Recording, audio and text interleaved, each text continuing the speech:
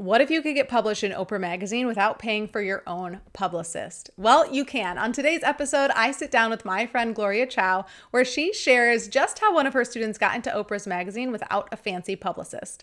Gloria Chou is an award-winning small business PR coach and host of the top-rated small business PR podcast.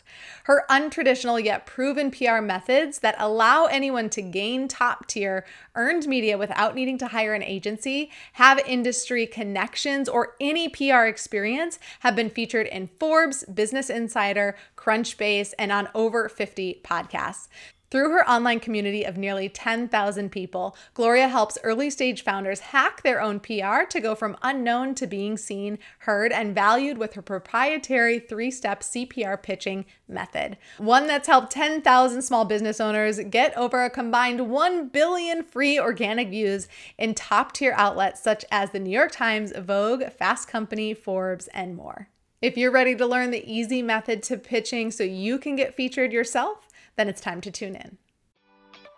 Hey friend, welcome to the Badass is the New Black podcast, where our motto is done is better than perfect. I'm Chrissy Chin, here on a mission to help you grow your business online, turn your leads into lifelong customers, and scale to 6 figures and beyond so you can work less and enjoy and earn a whole lot more.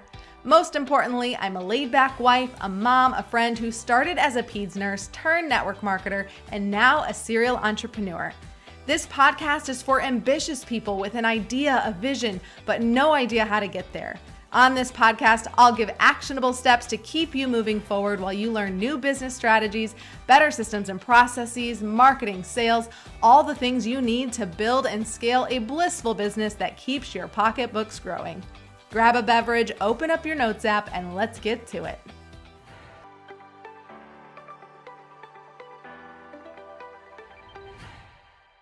Gloria, I am so excited to have you on the podcast today. We've been talking about bringing this conversation onto the podcast for a while, and I'm so excited that it's here. Welcome. Woohoo! Me too. Thanks for having me. Yes, yes. So those that have been listening to the podcast for a little bit know that I'm getting bigger on PR, not in terms of like, I'm getting all this PR, but like my desire to use and leverage PR to get my name out there, my business out there is growing. And so I've sort of become a little bit obsessed with this topic and like talking to people and getting knowledge.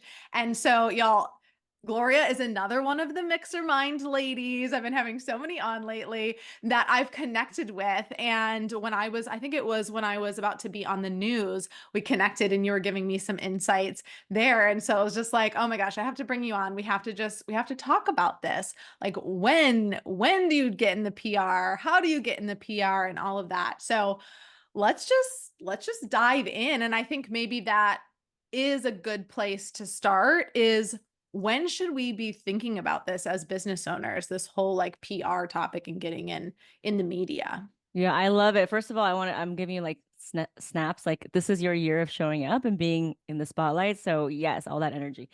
I love that you asked that question. I think it's related to the traditional industry. And we've been told for decades, right? What do? Hire a publicist. We need to pay someone a lot of money so that they can, bring us to their journalist friends.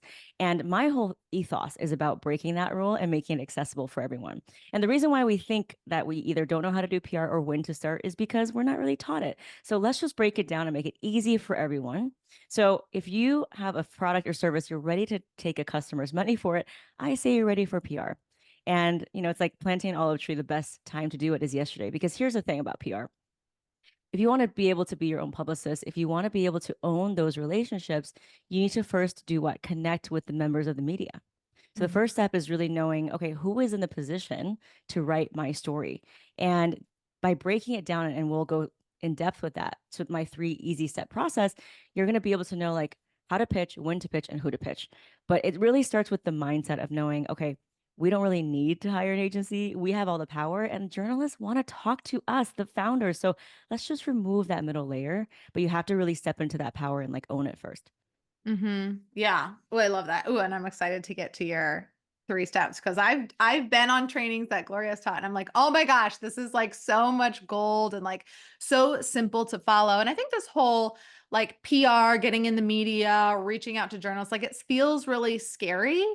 And we did have Beth come on here, and I'll link that episode as well to talk about like podcasting specifically. But I know there's so many other avenues. So like, yeah, let's just start talking about this conversation of like, where do we start to look? Yeah, so I think the first thing is understanding what is your industry, right? So if you are a fitness coach and wellness, the most obvious one is, okay, well, I can talk about wellness, I can talk about health, I can talk about all these things. So first thing you should do is take a piece of paper and write down the 10 topics or relevant stories that you can comment on. So it could be something about Pilates, it could be something about, mobility, it could be something seasonal. I have something that I teach, which is like my 10 angles. And so if you're like, oh, I don't know what to pitch, you can start with these. So first one, is there anything seasonal? So if you're a fitness coach, new year, new you, a lot of different new habits being formed. In the summertime, it could be about summertime travel, doing some kind of mobility exercises in your hotel. It could be something relevant like in the news, right? So that's always going to be a good topic to piggyback off of, something that's seasonal. Another thing is a contrarian angle. Do you have something to say that's a little bit different than what the other experts are saying? For example, if people say you should be doing this exercise after you give birth, like, and you're like, well, actually this exercise is actually better, right? Pitch that, because that's really interesting. We had a lot of people get featured because they use a contrarian angle that was different from what everyone else was teaching. The Mm, third one is there any kind of regulatory or policy changes, maybe something with the FDA, maybe the American Institute of Health? Is there like a new study that has been published and you can use that data point? I'll give you an example. We had someone who is a speaking coach for introverts, and she just brought up like a third party data. I think it was from a think tank. And the research said that introverts are actually better suited for C-suite positions. And you see how she was able to weave that data point, right? So that's another way you can pitch.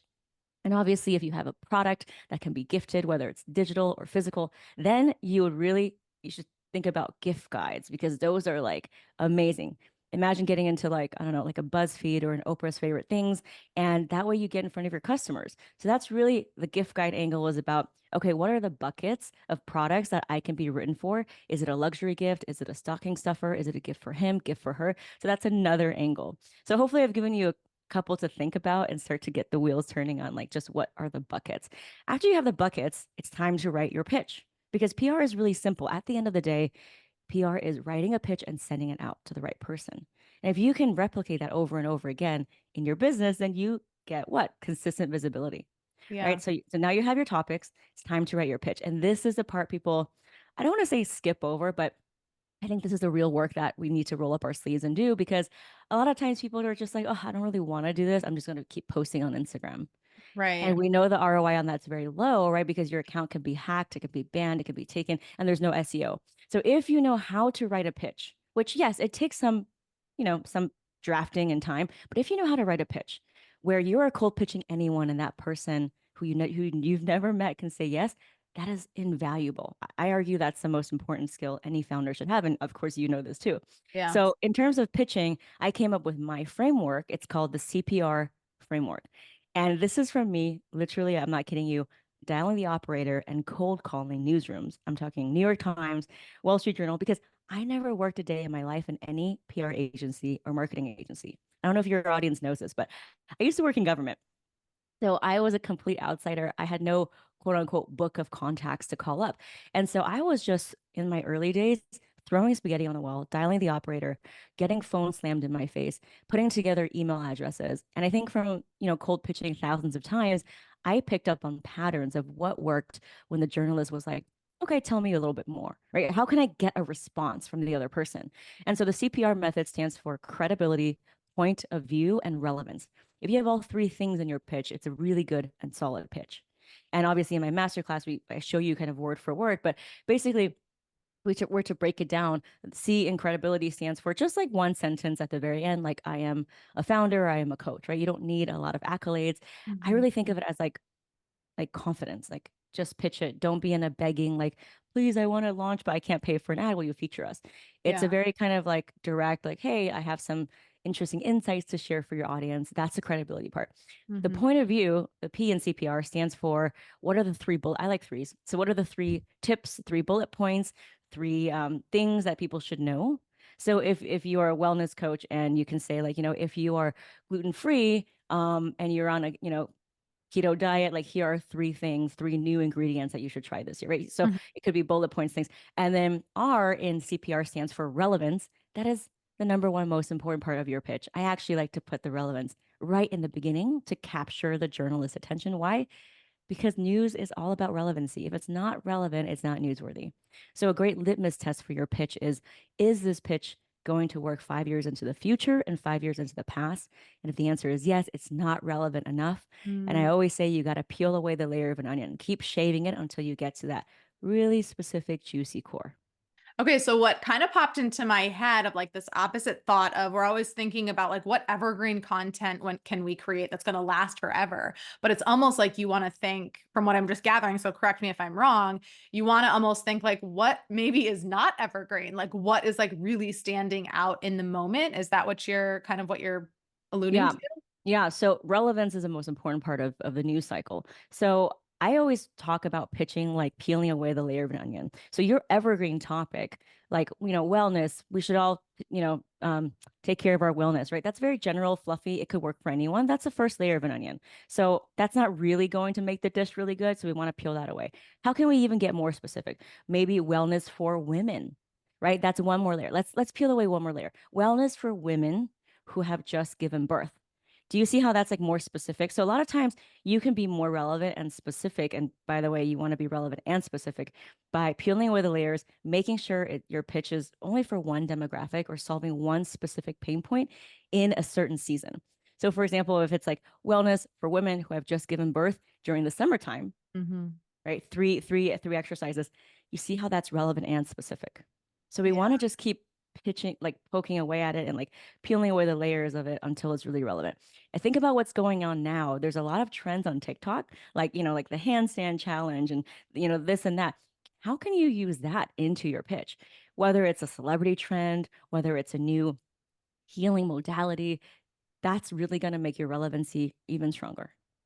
Okay, so as you're saying that, I'm just thinking like, oh my gosh, okay, I'm the worst at keeping up with the trends, with what's going on. So what are your recommendations for someone who's like, oh my gosh, am I gonna have to like know everything that's going on to be able to then say, oh, I could write a piece on this or I could pitch a piece on this? Well, you need to be a good steward of the news. So you don't need to consume everything, but you need to kind of have your pulse on what's going on, at least in your industry and maybe like two or three adjacent ones. So if you're in wellness, like maybe, you want to learn more about health as well, because it's just going to be able to make you think broader in terms of the opportunities for pitching. One hack I love is install a Google News Alert. It's a free thing. You literally type in the search bar, Google News Alert. And you're going to give it some keywords, and it will give you all the different articles that are being published about your industry. And this is great for two reasons. One, you get to learn what the headlines are and you get to think in terms of headlines, right? So you become a natural writer in this unnatural pitching process that we're never taught. Like we're not taught how to talk to journalists. But Mhm. slowly, right, by seeing the headlines, you're going to be like, this is kind of the articles. And you kind of feed that back to them. The second reason why you should install a Google News Alert is that you can start to populate your own media journalist kind of database. So it's a really simple Excel sheet or a Google Doc where you just simply copy and paste the journalist's name and their email. And this is all public information.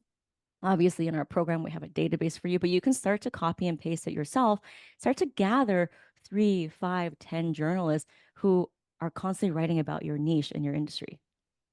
I love that. Okay, so that took my overwhelm, brought it back in. Like we don't have to know everything, but keep that pulse on what's relevant with your niche, your topic at least. Or right, if you're trying to get in a certain magazine or a certain article column, be following that one specifically, right?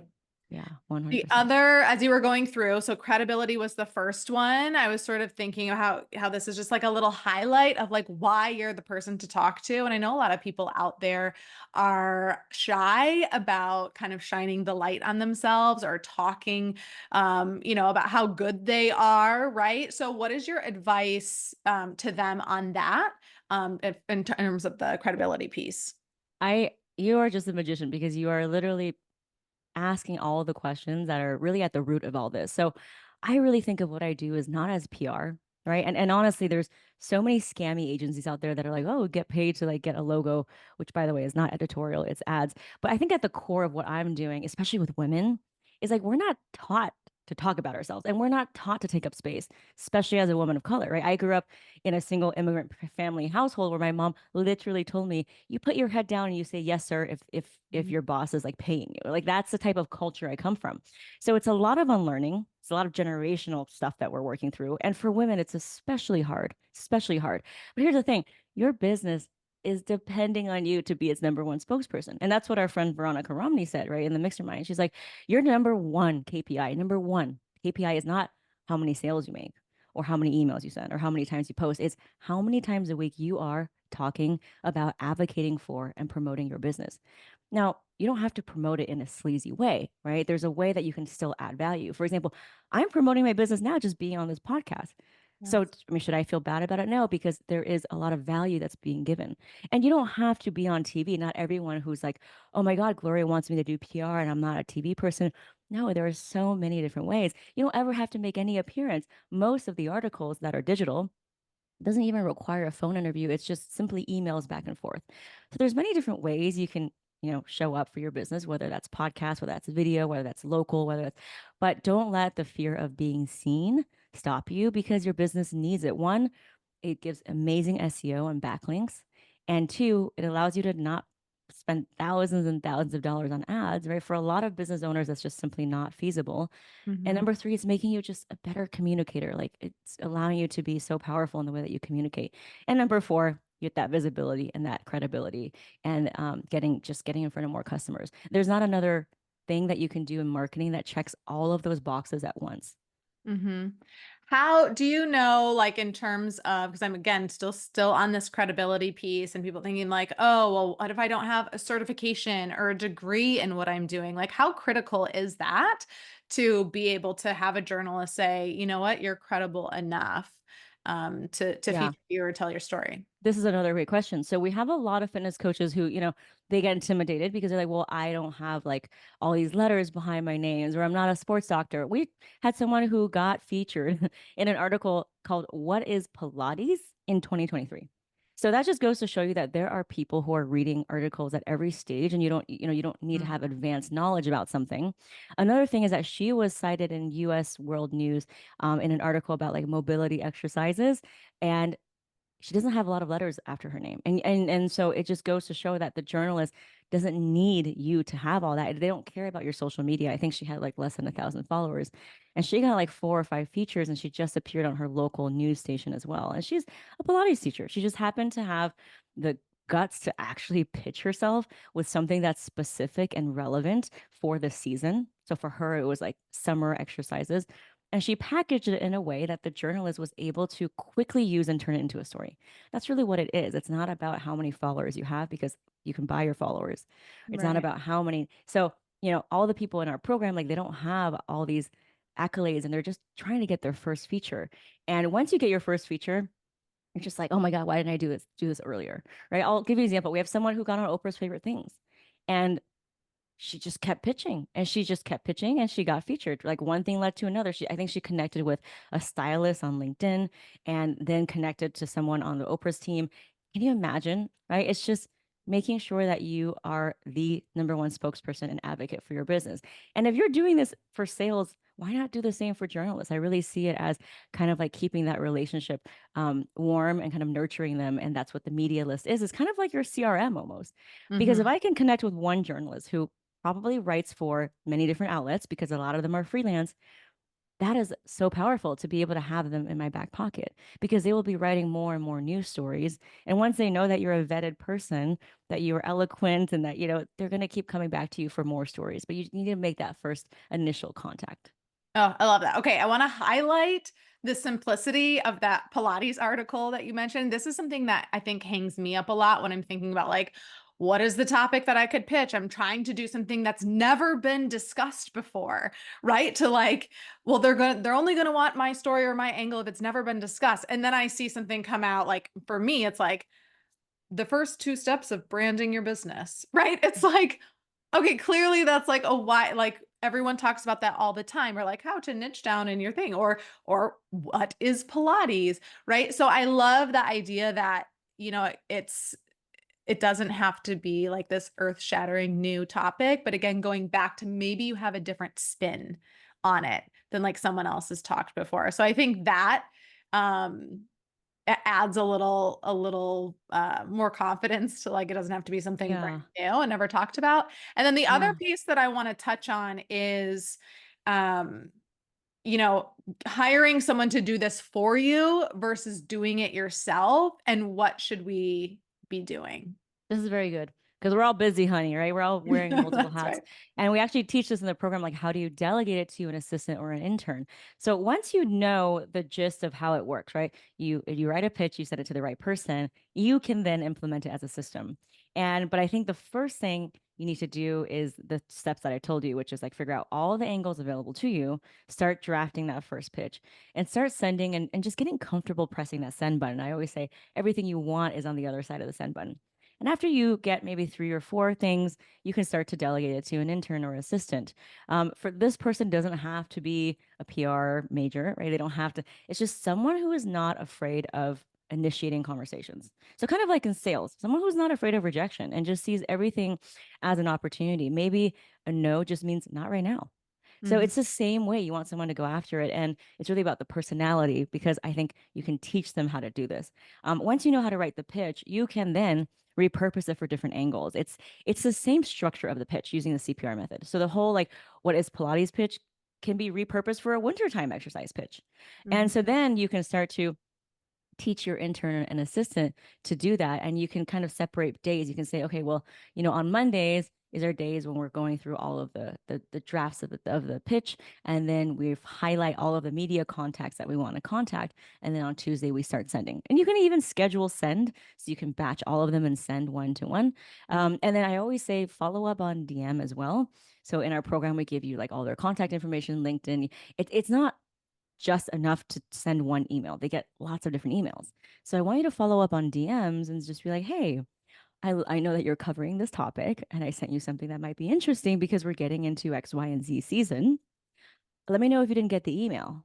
You see how that's really clever because it's saying like, hey, I'm here and like check your email. Yeah. Um, so having that follow up is really key. And this is also where we get tripped up. We're like, oh my God, like they hate me or like I'm gonna be pestering them. No, they just get really pushy people all day from the PR agencies. So you need to have that same like amount of persistence because they're just getting hounded by these people. So here's another hack for the people who are listening. Install an email tracking device. What do I mean by this? It's just like a Mhm. Chrome extension that monitors whether or not your emails are being opened. This is so important. Why? Because a lot of times we make up a big drama in our head, like, oh my God, everyone hates me or my pitch is bad. And it could just be a deliverability issue. It could be they're not here. It could be your subject line. And so let's solve for the right problem. The first step is to have a great subject line and get it open. So, and once they open it a few times, that is a sign that they really like the story. They just don't have a place for it right now in their editorial calendar. And Mhm. that's when you go in and really try to foster that relationship on the DMs or maybe compliment them on a story that they wrote. So there's all sorts of tricks and stuff you can do, but just having that information on whether or not your email is being open is like the first step in terms of tech tools I would install. Okay, I love this hack because we have used it. The time that we initially got it for was like if someone on a payment plan hadn't paid and it's like, okay, we need to know if they are getting our emails about like your credit card has expired or whatever that may be. So we installed it for that. But and I was just thinking about someone who inquired about a done for you service and now she's like kind of gone MIA for the last week. Well, things come up in people's lives and you never know what's going on. So it may be that she's not interested. She might have had something pull her away from work unexpected. That happens to us all the time, right? But I'm over here wondering, did she read it? Is she just like ghosting? Did she go with someone else? Like if I knew if she read it, then I would have an idea like, oh my gosh, she hasn't even seen my follow-up emails. And then to bring it back to PR, like again with the journal. So there's so many areas in your business this is going to be valuable. So 100% download this hack for your PR purposes and it'll come in handy for so many other things that you're doing. Oh my One God. more thing is Yeah. obviously I can't teach everything I know in like 20 minutes, but Yeah. talking about open rates, right? Like we know as marketers, like it's all about your subject lines. And so we have a whole training on this in the program, but like really quickly, your subject line will never be your name and your company. Don't even put that in there because that's absolutely irrelevant. Here's another thing. I can just go down the list. If your email looks like a marketing newsletter that has an order form, it has lots of pictures, probably not going to do well, right? It Mhm. needs to be short to the point, maybe one photo if you have a product, link to other ones. Do not give them a product brochure, an order form, a coupon code. The more it screams, I'm talking to my customer, the more it's going to go in the trash because the journalist is not your customer. They're never going to buy from you. Yeah. Now they have access to your customers, but we just have to approach it in a different way. We know that it's a pitch. We know that we want to get more sales. That's why we're pitching. They know that, right? It's just the way that the business has been done for decades. But we cannot be so blunt about it. Hmm. Because otherwise they're going to say, well, we have an entire ads department. So it's about positioning yourself as an industry authority, with something that's specific and relevant that they can use quickly in a story. And of course, they're going to mention you and all that's going to come later. And back to subject line really quick is I said, no name, don't put your name, don't put your company, don't put the word pitch in there because they know they're getting pitches all day. Right. Right. You want your Okay. subject line. Yeah, seriously. Yeah. You'd be surprised how many people do that. The subject line should read like a news article, right? The subject line should be three Pilates movements if you just had a hip surgery or something like that. You see how that is really about the Hmm. story and not about your company. So that's just a really quick and dirty tips for you. Okay, I love that. And leaning in towards you doing it yourself, not hiring someone else. I will personally say when I get pitches just to be on the podcast and it's just some other company, I don't know the person at all. Like I am just sort of like, don't have time for that, moving on, right? As opposed to just coming from the person specifically, even if I don't know them, I'm much more likely to actually take a closer look at it rather than just coming. Cause I'm like, oh, they're just hired someone to like just send out all of these things, like, moving on. Yeah. So I think that's important. And even if you have an assistant, like it's coming from one of your email addresses, and I don't know if you advise like that you could still word it to as if it's coming from you, your assistant's just sort of putting it together, right? So I don't know what your thoughts on that. Yeah. I usually like to have one inbox for like pitching. So it's not going to be in my service one. It's going to get all jumbled up, right? So whether it's like a team ad or a media ad or, it's you want to keep it a little bit separate. And what you can do is you can give your assistant that password for that. And she or he can send it from you, right? Or it could just be like from Chrissy and team KNC Creative. Mm-hmm. So that's much better because it's coming from your email. And Yeah. I actually agree. I think 99% of the people I've talked to who have podcasts say they really hate it when agencies are doing for them. And it's so funny because these founders are still paying these podcast agencies so much money to like pitch things that have no relevance. And if I had all the time in the world, I would actually like go back and be like, hey, you know that you can just, watch my masterclass for free or something. Or like, Right. but I just don't have time because every single pitch I get is those like I get pitches about like roofing and construction. So I'm like, they are really not doing their job. But anyways, that's Really, I really don't know what's going on over here. This is not relevant, it's not right? good. That Yeah. relevance piece, they're Yeah. missing the mark. Okay, and so we help people, build websites, like put their business on a website, show up as a professional online so people take you serious. How important is that? Should that be, I mean, I kind of teach like put your website in your signature, right? Because if people want more information, they can go there. Does that make a difference? Do you think that's helpful when you are pitching to show like, hey, I'm a professional business, I have a website, and they can check more information out? Yeah, I think it depends. I think if you're a service-based person, you're the link in the email when you talk about more about yourself, it's going to link to that website. But if you are a product owner, I don't think you need a personal page. It's just the page for your product wherever people can buy from.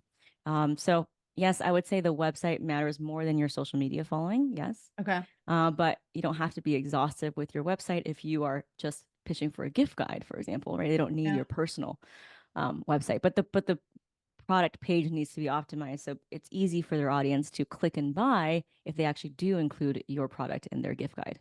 Yeah. Again, just thinking back to that credibility piece. I mean, if you have a website, then people are seeing you as a professional. Wow, they've invested that time and energy, maybe money into really establishing their business online. As 2024. Who doesn't have a website, right? For Yeah. their You right now. definitely need a website. That's for sure. Yeah, 100%. that's right. Okay, so I love all of this. This is so great. You gave us so many golden nuggets. You're right. We can't dive deep into the topic and teach them all the things in 20 minutes. So where can everyone go to get more? I know I've experienced this masterclass and you diving into this CPR method, and it has been incredibly helpful for me just coming up with ideas and pitching. So if you want to share some information about that, and we can put the link in the show notes and then below the video on YouTube. Yeah, so I'm all about showing, not just telling. So you might be thinking, okay, CPR method's great, but I want to see line by line what it means. And if you watch my PR masterclass, which is free and on demand at gloriachoupr.com/masterclass, that's Gloria CHOU PR.com/masterclass, I actually show you examples of a CPR pitch all the way from the subject line down to the closing. So you can see exactly what it looks like when it's written. You can watch that on demand live, and people have actually gotten featured just by watching that and pitching. I'm also on Instagram, so DM me the word Chrissy, so I know that you came from this podcast, and I can give you a little special gift that's going to Amazing. help you with your pitching journey. And I'm at Yes. Gloria Chou PR on Instagram. Cool. Amazing. I'll have those links in the show notes. They will be below this video, so you can just easily quick go there and grab that. I have been an attendee of the masterclass, and y'all, it is fire. It is, if you have like just uncertainty of what you're doing, and you're like, great, she gave me the CPR method, but now what? Like, I do love that you literally go line by line and you show, and you can use that essentially as a template. And you're right, be able to go make pitches from that class. So definitely put this class in your calendar. It's on demand, so you can decide when you want to watch it, but watch it and watch it soon, because it's going to be really, really valuable for you. Gloria, thank you for coming on the podcast, for sharing your wisdom and your knowledge and everything. And I hope that people come and follow you and get some information from you, because it's going to be really impactful for their business. So thank you for being here. I appreciate you so much.